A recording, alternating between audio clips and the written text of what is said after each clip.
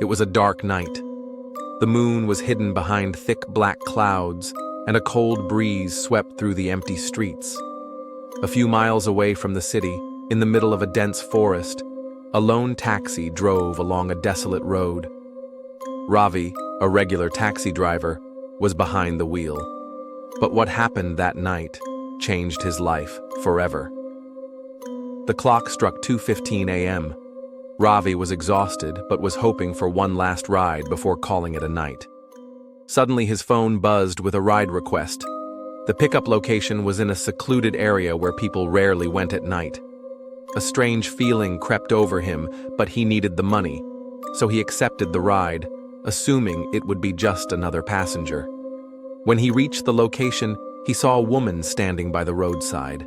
She wore a flowing white dress, her long hair cascaded down, and an eerie sadness covered her face. Her skin was so pale it almost seemed to glow in the darkness.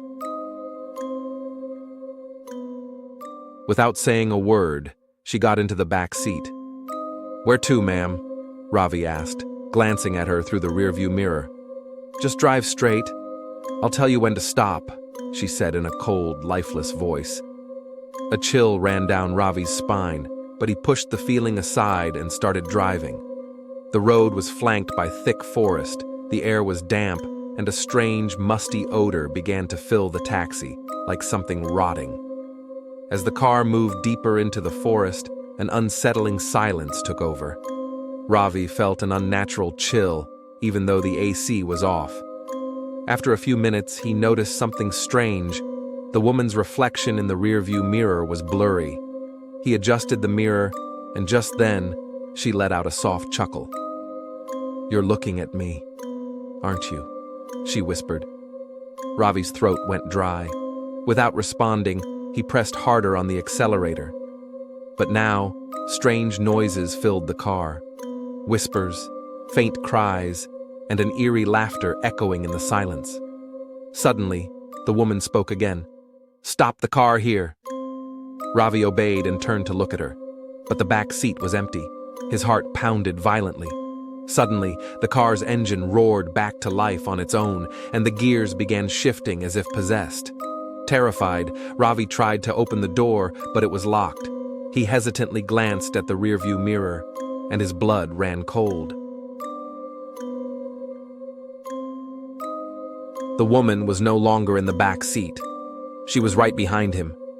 His body went numb. He felt icy hands rest on his shoulders. Slowly, he turned his head, and his eyes widened in horror.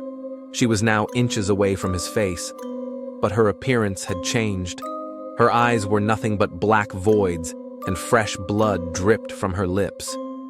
"It's your turn now," she whispered, and let out a horrifying laugh. Ravi struggled to unbuckle his seatbelt, but it was as if some invisible force held him in place. The pressure on his shoulders grew heavier.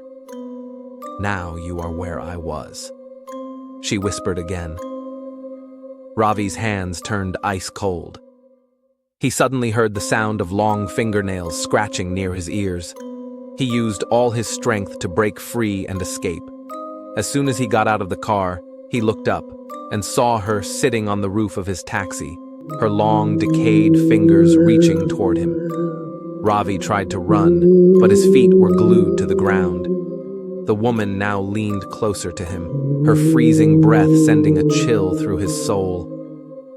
"You can't escape. Now you will stay with me. Forever," she said in a voice that seemed to come from the depths of an abyss. Ravi let out a blood-curdling scream. But in the vast, silent forest, his scream vanished into nothingness.